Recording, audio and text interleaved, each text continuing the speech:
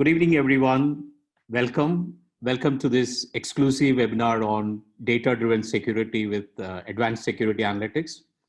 Myself, Paul Rajesh, I am part of the Sumo Logic team. I would be your host for today.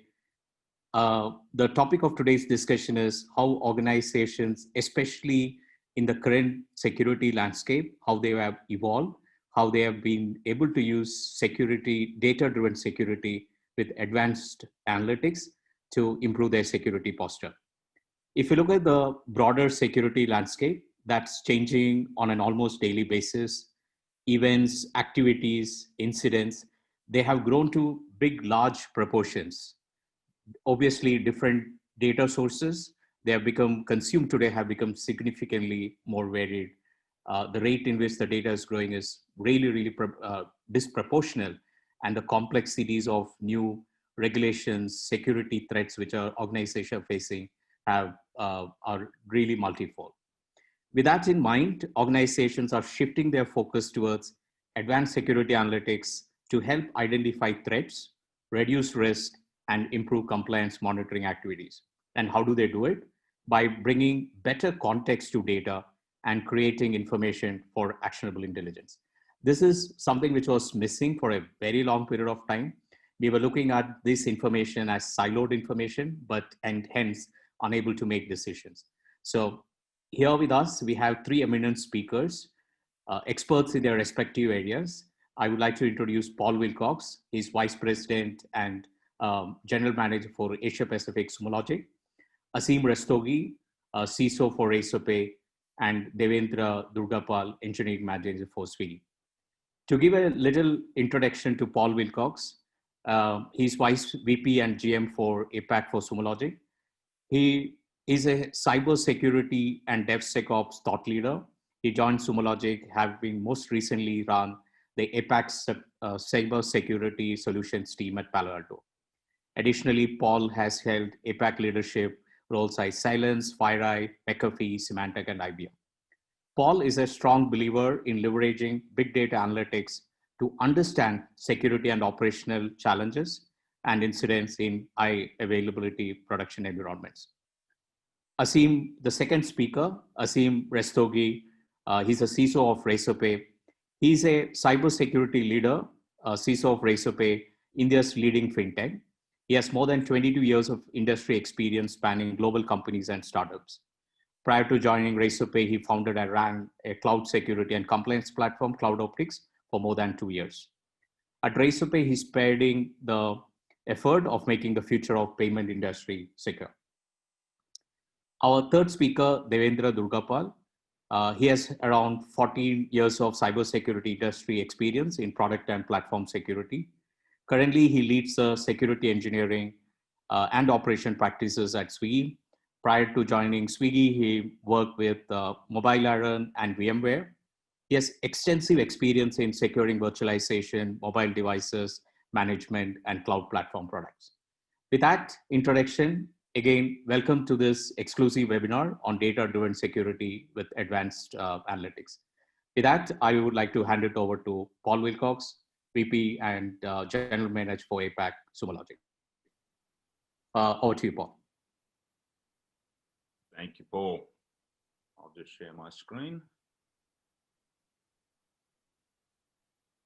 which I can't do.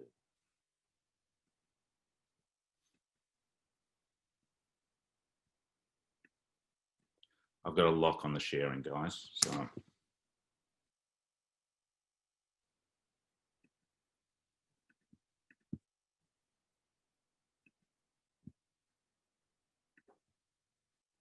There we go. Hopefully you can all see that. I apologize for the technical glitch. Firstly, thank you everybody for joining us today. As Paul said, my name is Paul Wilcox. I've got the pleasure of running Sumo Logic across Asia Pacific, and it's certainly been an exciting time for us over the past couple of years. We've seen a lot of growth, and it's been one of the more challenging cybersecurity years that I think anybody's ever seen. If we look at what's happened over time, and frankly, my career goes back to the days when we were selling antivirus on floppy disks, so it goes back a fair way. But if we look at the way that things have advanced, we're faced with a number of challenges. So I just want to quickly set the scene here, and I'll be relatively short, and so we can spend more time with our esteemed colleagues from Razorpay and Swiggy. But if we look at the way cybersecurity budgets have changed over the past 10 years, they've gone up exponentially. And I guarantee that your environments are far more complex from a technology point of view than they ever were. The problem is that while we're spending so much more money, the attacks that are happening have become larger and more prevalent. So it's a bit of a paradox. We're spending more money, we're applying more time and more technology to stopping these attacks, but they're becoming more successful. So I think that indicates that we need to look at it a slightly different way. Right now, most organizations are running a security operations center or running a small SecOps team where they're looking at every event and every challenge that comes into the organization. The problem is that most of our adversaries are leveraging big data today. They're leveraging machines to attack our organizations. So we're finding ourselves in a situation where it's machines versus humans. And anybody that's seen Terminator will probably realize that machines have a pretty big leg up on humans these days. So we need to change that around. We need to start leveraging computers to crunch data in the same way that our adversaries are. The challenge is that we've got a lot of noise, there's a lot of events, and a lot of the legacy technologies that we use don't necessarily filter that out. Seems today certainly take a lot of the information that you've got. They take the information that's coming out of security technology predominantly. They consolidate that, they normalize that data, and they alert you. That's really 1/10 of the problem. The real challenge is not just being alerted, but rather remediating that challenge, finding out the root cause and addressing that. And we'll talk about that a little bit today. The other problem that we've got is that most of our technologies that we use for security are sitting on premise. And organizations find that at the time of attack or at the time of a breach, they become crippled or overwhelmed, both from a human perspective as well as a technology perspective, because most of us build these technologies based on a perfect state or a non-breach state. So we get there, we build a platform, or we build some kind of logging technology. At the time of breach, it gets terrible. The infrastructure gets overwhelmed, and we really start to slow things down. That's the exact opposite of what you want to happen at time of crisis. So we need to make sure that we're able to scale that technology up, and it has the elasticity to do the extra compute that's required at the time of attack. The other thing is, we don't really know how we measure ourselves up. How do we ensure that our security posture is as good as the rest of the industry, as the rest of the country, as the rest of the planet? How do we compare, and what can we do to make ourselves better in that respect? And the final thing I want to talk about today is, whilst every single breach, every single attack, every single piece of malware is different, there is a common thread in all of those things, and that is that anomaly has presented itself in every single breach. Something is different post-breach to what it was pre-breach. And that's what we're going to talk about here. We're going to talk about using machine data, using rich data to find out what's different today to what it was yesterday, or what's different now than what it was 5 minutes ago. Most of you would have heard about Stuxnet, and I think it's a fairly infamous breach that took place. I'm going to use it here because it's actually a fairly lo-fi attack.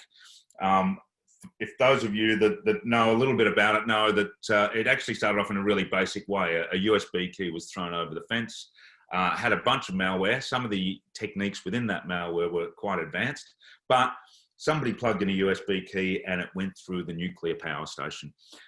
Cut to the final point there, which is that power station received the first cyber to physical attack that we've probably seen of any note.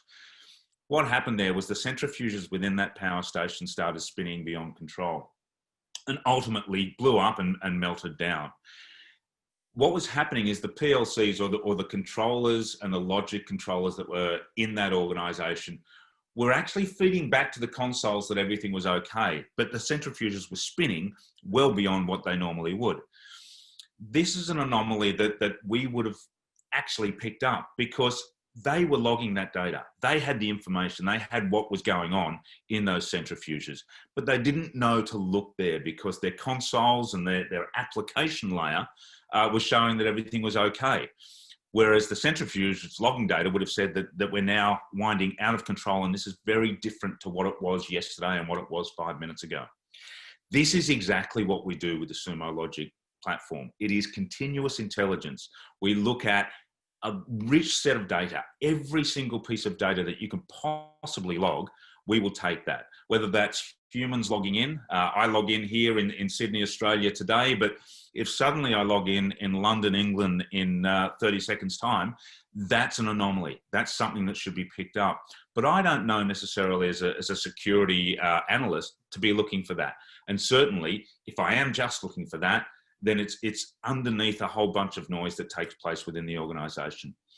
So the way that we work this in Sumo Logic is we take that data, we actually crunch that data, we look at anomalies that happen, not just from a security point of view, but here's one of the beauties is a lot of the information that you will use in security in terms of SecOps can also translate into DevOps, can also translate into business analytics. So probably for the first time in history, a security solution that you deploy within your organization is going to be shared across various layers of the business. We give you a view on what's happening, and this is something that can only really take place in a cloud environment, where we give you insights to your industry, how you stack up compared to others within your industry, how others in security communities have fed information that may be contextually important to your organization. We also use that data at both a macro and a micro level to bring insights through data science. It's really important to take that noise, to thin it out, to lift that up, and also give you the opportunity to act on it. It's one thing to send alerts. It's another to give you the route to the root cause. With Sumo Logic and with the platform, and what our speakers will go through today, is a very, very simple, quick way of getting to an analysis of what caused that particular alert or that particular breach. It happens within minutes. You get the information at your fingertips, and you can trace it back to exactly where it started and lock that off and fix it immediately. One of the things that's important about being a cloud native platform is, the first one is the fact that we're multi-tenant, which means that today, if you're sending us 1 terabyte of data, but tomorrow during a breach, the data suddenly arcs up to 5 or 6 or 7 terabytes, we're able to handle that. We can go 100 times and still have no issue because we run across a number of tenants. Whereas on premise, you've got a very fixed and finite infrastructure, which may not scale to that problematic situation. The other thing that we really want to talk about is that we can take in virtually all types of machine data, whether that's OT equipment, whether that's IT equipment, whether that's IoT equipment, and no matter what it spits out of, we can take that in, we can bring it into our platform, and we can give you a very rich set of dashboards and search capabilities within that. The other thing is that, as I mentioned before, we need to break this down into insights that are actionable, not just alerts. We don't want to provide a solution that just gives you red flashing lights. We'll give you the red flashing lights, but more importantly, we'll allow you to dive down and leverage the tools to overcome those challenges, whether they be security challenges, whether they be application challenges. All of these things deliver a high availability platform for you and your customers. The final thing that I want to talk about really is the basis upon which we're built.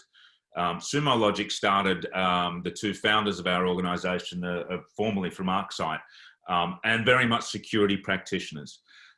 Everything that we do is based around a very high level of security.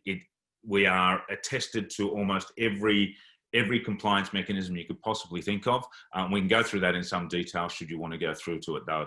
But understand that everything that goes into our network is entirely protected and built under a framework to ensure that your data is not only protected from the outside world, but also complies with a bunch of frameworks that you may have to comply with within your organization. So I'm going to hand over to the guys that are going to talk about how Sumo Logic works in action. So I'll hand you to my esteemed colleague, Asim Rastogi, who is the CISO at Razorpay. Thanks a lot, Paul. Let me share my screen.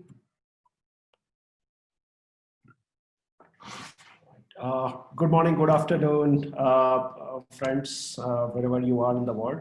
Very warm welcome. So just today, my name is Asim Rastogi, and we'll be talking about a bit about Razorpay and how the tech has evolved over the years, how our needs have evolved in terms of security, and how we are leveraging Sumo Logic for our needs and providing the context and security analytics on top of that. So if we look at Razorpay ecosystem, I'm sure most of you would have heard or used Razorpay. If you're in India, most likely you've used Razorpay while paying for some maybe orders via your e-commerce website or food ordering or your cab bookings, etc.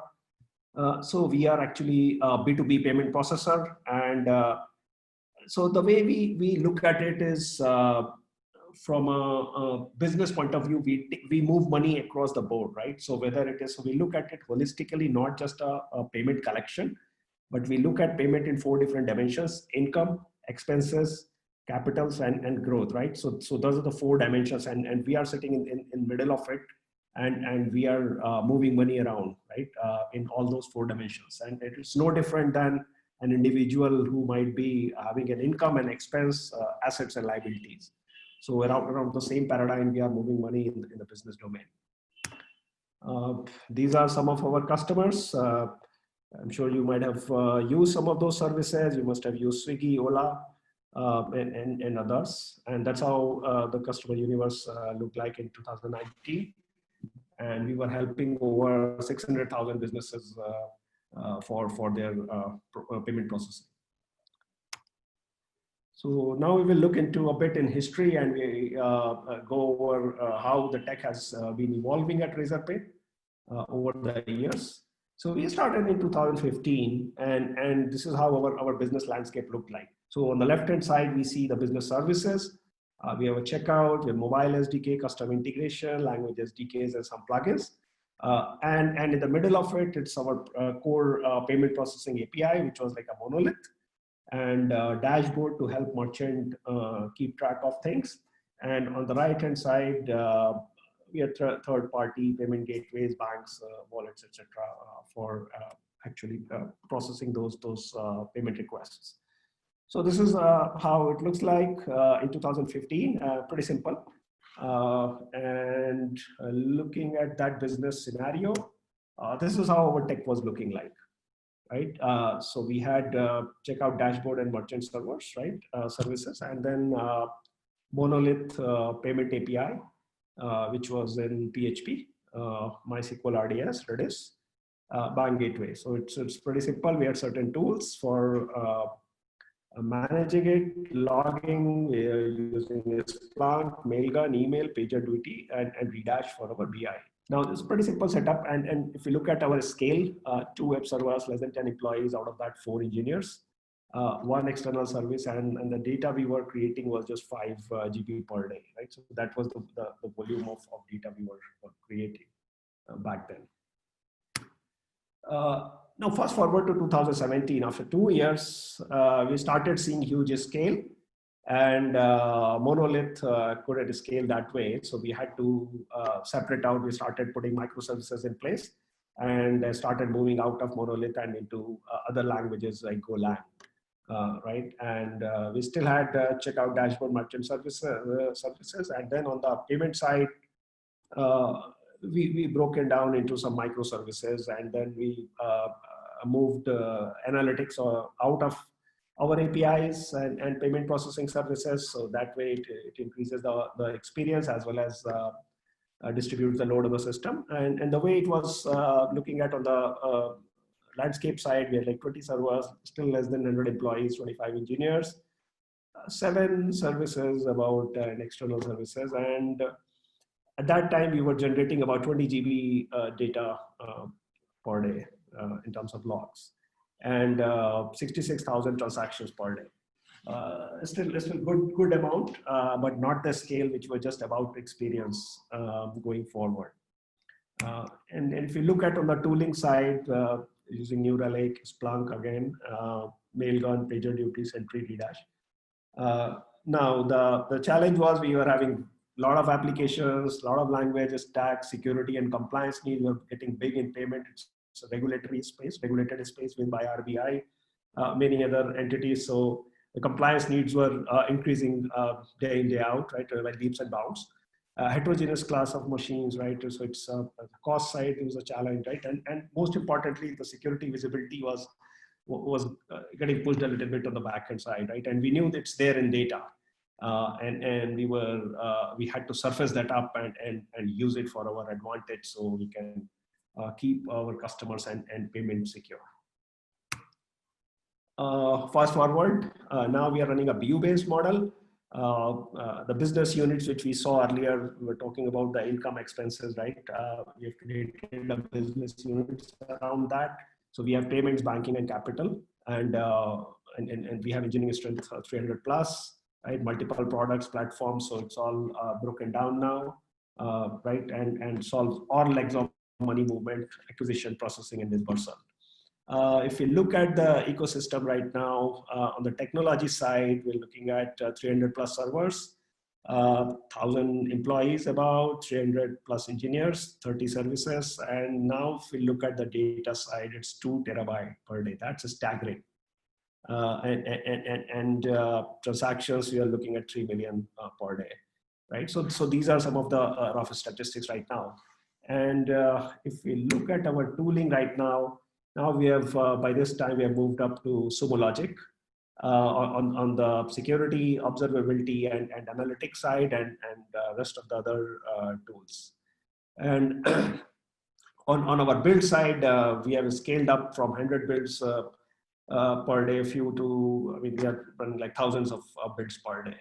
So that's the scale in terms of data we are generating, and we need to be on top of security and compliance side of things to keep everything going. So on the analytics side, some of the use cases which we are looking at is log aggregation at a scale. Of course, whatever log aggregation platform we have, it has to handle this much growth of data and still not have performance degradation. And then certain other threat vectors from a security use case point of view, privilege escalation, account misuse, some GitHub analytics and monitoring, right?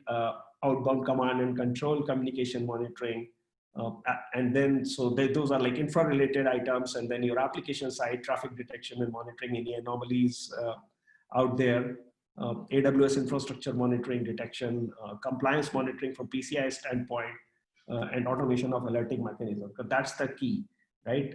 We have a lot of data, we are generating insights, but it has to be actionable, and the action has to be taken by somebody, right? And we can't put so many eyes on the glass, right? It has to be automated, it has to be alerted and actionable with associated runbooks and orchestration beyond it.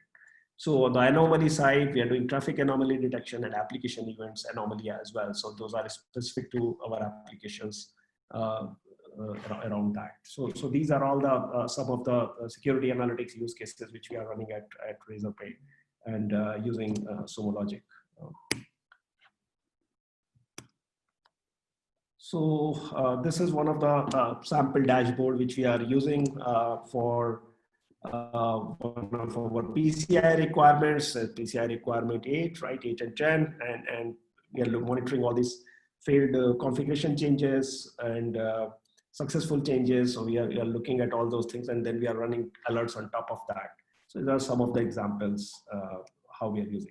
Now this is interesting. We're talking about event anomalies. So here we have a normal pattern, right? And then we have a range of acceptability here, right? And based on that, we monitor these certain traffic patterns and these events. These are business events which we are monitoring over a period of time. And then we have alerts on that. And as soon as they cross certain thresholds, we get an alert on that. And there is a team assigned to that which does an actionable on that based on that. So we are these type of things we are monitoring. Some of other PCI requirements which we are monitoring. So in short, this is helping us take security and compliance in the same place and provide the context to our business and security data. Thank you very much. Stop sharing and over to you, Devendra. Thank you, Asim, for covering and giving that insight. So hi, everyone. One thing common between all of us in the cybersecurity, right? So we deal with a lot of data in a daily basis. And with this data, we analyze and we have to come to the decision-making point. And so in this talk, I'll be covering the Swiggy use case with the WAP logs and talking about how we get into the actionable threat intelligence by using the Sumo Logic. So most of us will be able to correlate with this picture where we have a lot of data and we need help to get it to the point where we can take action on it. Okay. So this talk I'll be covering in 4 parts. The very first part I'll be covering about the relationship of data and the intelligence. And then I'll be talking about the actionable threat intelligence. Then I'll be diving into the Swiggy use case where I'll be talking about the challenges we had and what are the security insight use cases we look into. And then towards the end, I'll be doing a closure with some of the few takeaways we had. So let's first look at the relationship of data and information and intelligence. So we get a lot of operational logs from a different environment as a huge set of data. And this data can only give us like what happened, where it happened, when it happened, and who did it. But that's not actionable enough. And then we further process it and we get like how it happened. And that's just as information. It's still not actionable. The point where we reach to the why of part of that data, and that's where we are able to get into the actionable part of it and take a remediation or a mitigation action on it. So that's like as we have like a large set of data and we narrow down towards the intelligence part of it. So let's quickly look at the definition part of like cyber threat intelligence, right? So we have a lot of threat informations coming and which we process, analyze, and interpret. But all this activity is to get into the context of the decision making. So the end goal of it is like we should be able to take a decision out of it. And once we are able to get into that context, that's where it's become actionable. And that's where we call it actionable threat intelligence. So let's quickly look at like what are the attributes of actionable threat intelligence. So basically there are majorly 5 attributes of it. So very first attribute is it has to be predictive. When I say predictive, you have a historical data with you, but you should be able to predict the future out of it and based off the assessment analysis. And then it has to be relevant to your very business use case and your organization. And then it has to be accurately done to get that intelligence, right? So that builds the trust part on that information. Then it has to be timely delivered to the audience who are going to take action on it. And at the same time, this actionable threat intelligence has to be accessible to all the stakeholders to it. So that these are the like attribute of actionable threat intelligence. So let's quickly jump into the Swiggy case study. I remember 6 months back when I joined Swiggy. At that moment, my team was struggling where different engineering teams comes to us and telling that they are seeing abnormally in their origin servers and they are coming with like what kind of rate we can set. So it was like a communication happening between an engineering team to the security teams. And it was like a very reactive. So we used to get in at the time of like anomaly or any bot attack happening. So we used to get into a war room and do the assessment, and it was very reactive and it was very messy at that moment. And now after 6 months down the journey, So we are able to develop some of the actionable threat intelligence dashboard with the help of Sumo Logic. And now is the communication happening other way around from the security engineering teams communicating to the engineering teams, like how we are able to do this part and how we have remediated these are the things which is happening and how we can set those rates in a different APIs and domains. So the journey from like a last 6 months is a very interesting. So let's look at few of the challenges we had at that moment. So the challenges we had the logs from the Cloudflare related to WAF, and we wanted to get a alerting in terms of when we are under attacks. We didn't have any mechanism to tune the normal and aggressive rate limit for the different domains and APIs we had. We didn't know at that moment which are the misconfigured rules which are dropping our legit traffic. And at the same time, we didn't had any integration to our communication channels and collaboration channels to drive a good SLA on it. So these were the few challenges, and then we brainstormed on it, and we decided to start with a few of the security insight use cases for us. And these are like a few use cases we started with, and where we wanted to know the WAF rule, which is blocking more traffic than the usual for us. We also wanted to know that API and domain which are getting more traffic than usual. And we also wanted to know at that moment is like the traffic coming from unusual location and a user agent which are coming from unusual locations or like a malicious IPs and all. And at the same time, we wanted to know a spike and drop in the traffic for different domains and path. So these are the insight use cases we had. And then we started working with the Sumo Logic team with their threat intelligence platform. And we are able to come up with some of the dashboard, and which was like where we are able to tackle some of these challenges upfront. So this is one of the dashboard from that, where if you look at in the top right, left corner, you can see all the WAF rules which are triggering and with like how much traffic they are dropping on. And then on the right hand top, you can see the IPs and with how many requests we're getting and what kind of as a response code we are sending for those.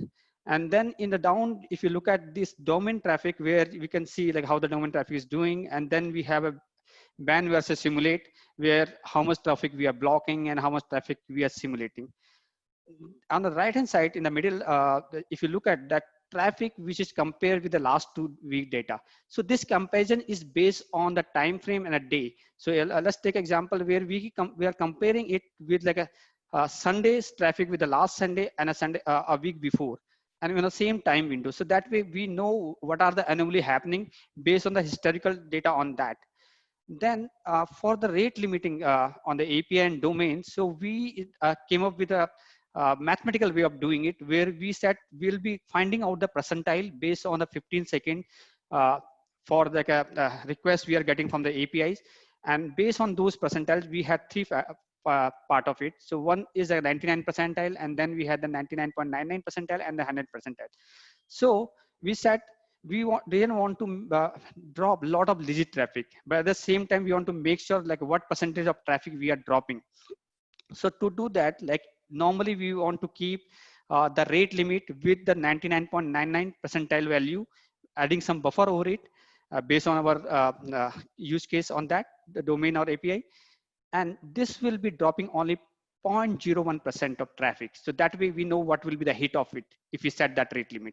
But at the time of attack, where we wanted to know, so we'll be dropping only traffic 1%, where we are taking the 99 percentile value. So this way, like it was a more mathematical compared to the earlier where we are juggling to set that rate limit on those. And then we had the other factors like a user agent, top user agent, and the top edge status code. So this status code is like the response code we had, where we are seeing what are the responses we are sending from the edge and how much percentage of that. And where if we are saying a lot of increase on the 400 and 500 error, and like more than 10%, then we know these are having some anomaly and we can look into it to deal down. So let's look at these each use cases which we had initially. So very first was the WAF rule blocking more traffic than usual. So if you look at in the table right, where you can see the row number 2, which is able to get us like there is an anomaly in this because of the historical data we had in upfront.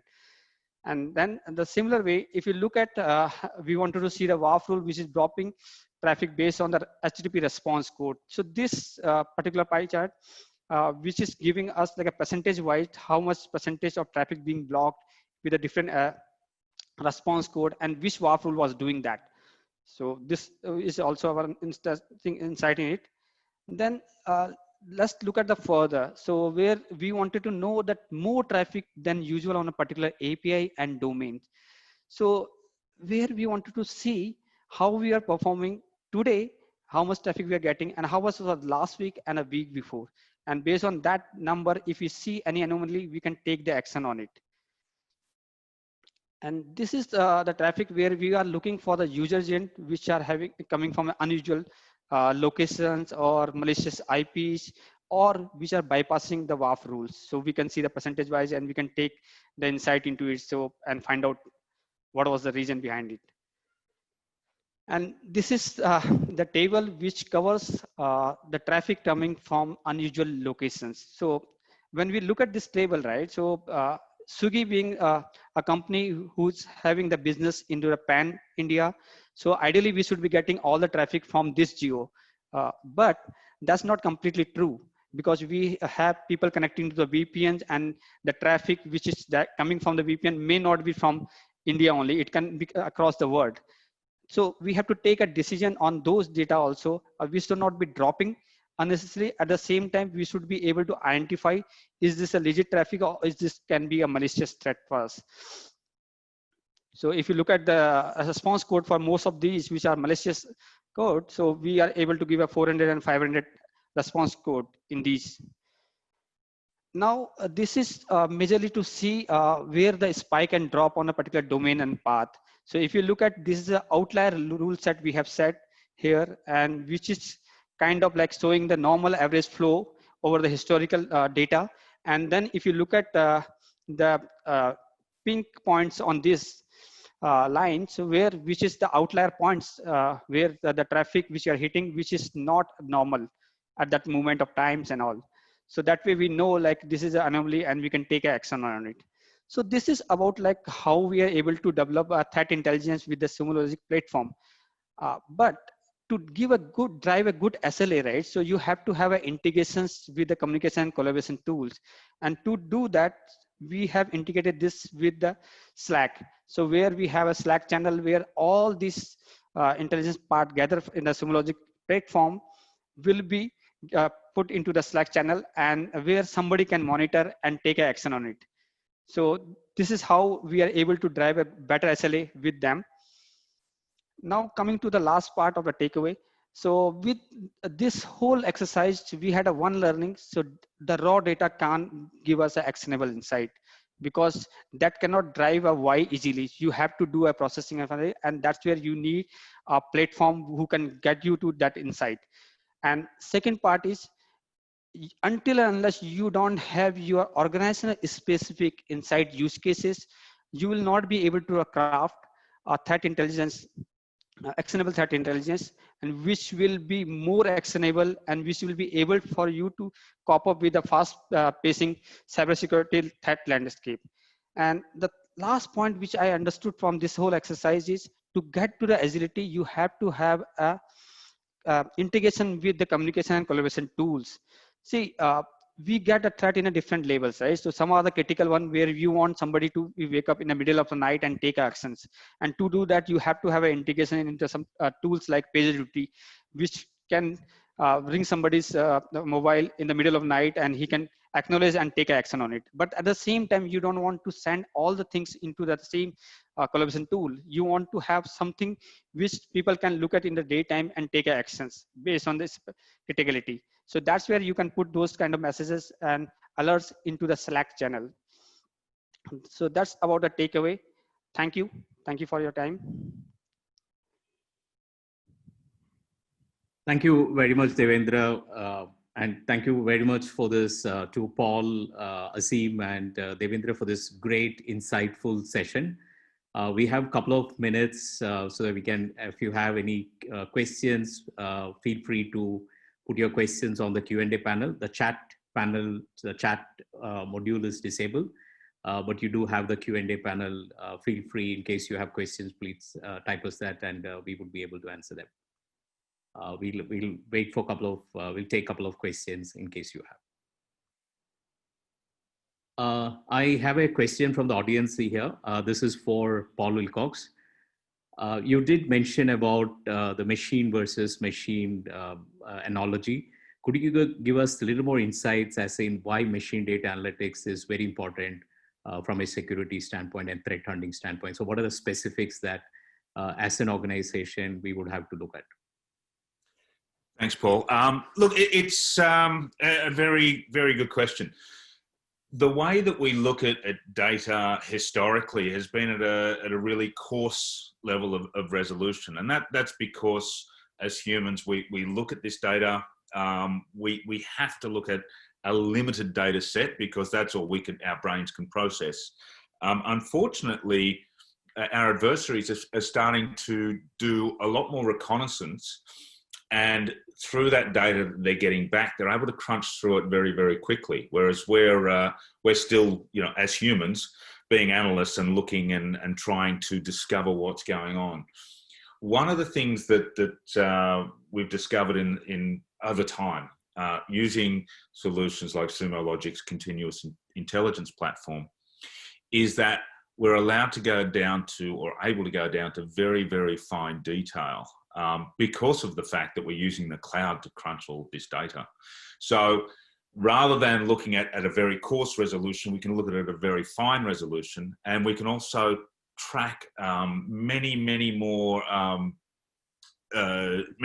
activities than what we could as humans or at that coarse level. So we're starting to match what the adversaries are doing. We're starting to take big sets of data and looking for anomalies in there, in the same way that they're taking big sets of data and looking for weaknesses within your perimeter or your organization. That's happening at cloud scale, and it can happen really exponentially. There's no limit to the amount of data or the level of resolution you want to give in that investigation. That's a broad answer to the question, but I'm more than happy to go much deeper into the detail of that, probably offline. Sure. Thank you very much, Paul. I have a question from the attendees for Devendra. Devendra, are you using any third-party WAF tools, or the one you use has been built in-house? Must say, good readable graph software helps in understanding anomalies. Yeah, so we have been using Cloudflare WAF for that. But the point here is we wanted to get to the insight with the logs of the WAF and to take some proactive measures based on the traffic we have. Yeah, all right. Thanks. Another question for you. In Swiggy use case, the events are monitored like the top user agent. After collecting the data, is it automated with alerting or acting on it to an extent that's required next to no human review? So we have the alerting for that, which I showed in the Slack, right? So we have the integration with the Slack where we have the alerting, and there we take an action based on that. And even these user agents are also marked with a bot score, which the Cloudflare platform provides. And that score is also tells is it going to be a malicious one or is it going to be a legit one based on the score it has. So usually if you have a score less than 10, it's quite a good chances where you have a traffic which is a malicious one. But if its score goes above 40, there's a good chances it can be a legit one. Sure. Thanks, Devendra. I have a question for Azim here from the audience. Azim, Razorpay being the top provider of the payment company in India, I'm sure compliance is one part of large responsibility that you have. So could you give us a little more insights in terms of what compliance and how can some of these compliance requirements be automated from an audit perspective? Thanks a lot, Paul. Yeah, that's a great question, right? So we live and die by the compliance, right? Because Razorpay is a regulated business. So in that there are many so these compliance requirements are twofolds. One is on the process related side, and second is on the technology side, right? So like for example, PCI compliance standards talk about monitoring events and logs, right? So and keep it actionable. So there, that point of view, we integrate all of our log sources into Sumo Logic, and there we have built certain compliance dashboards where we talk about, say, in AWS, failed API calls, right? And log in from say console into some place where it's not supposed to be, right? So those kind of attempts, and on that, as other speaker also mentioned about the anomaly events on locations of login, right? And we have integrated our systems as well from an alerting standpoint and an actionable point of view. So we have integrated this whole cycle from data to compliance monitoring dashboards and alerting on top of that to complete the cycle.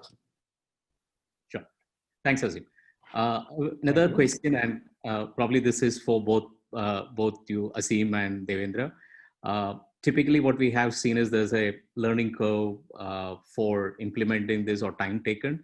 How much time it took to integrate Sumo Logic tool into your organization, how seamless was that, and how fast engineers can be trained?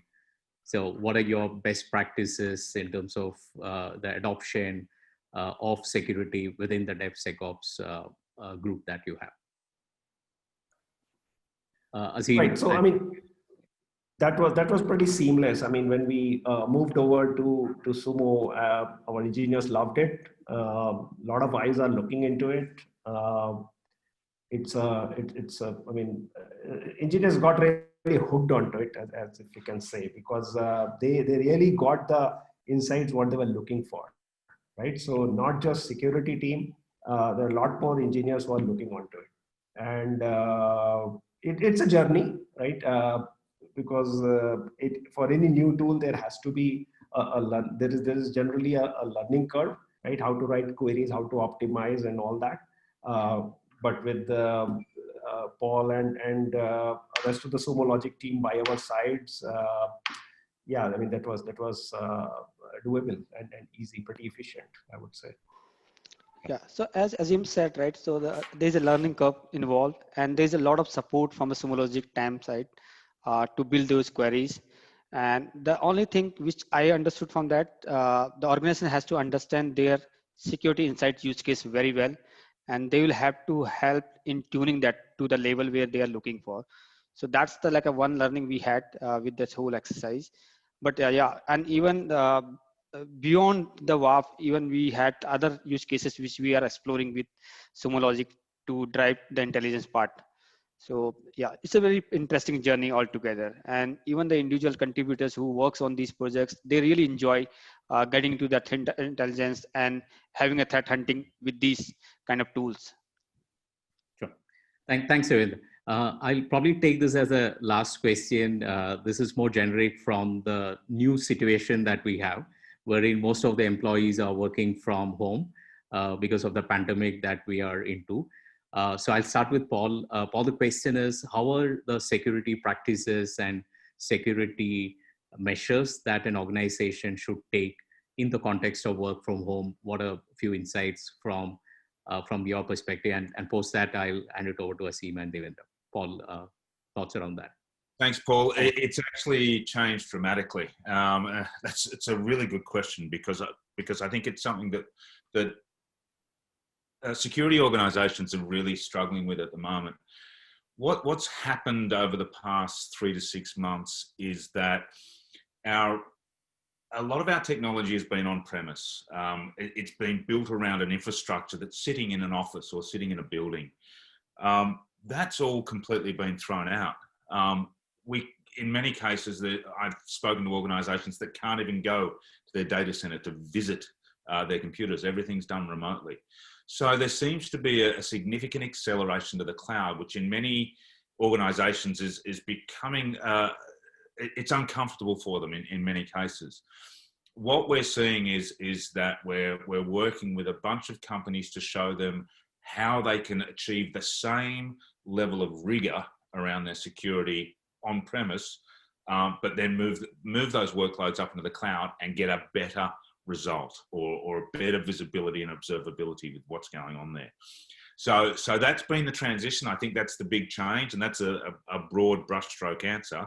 But honestly, I think it's just a paradigm shift, and what was going to take 6 or 12 months for a number of organizations has had to happen overnight, which means that they're sort of thrust into this situation. Sure.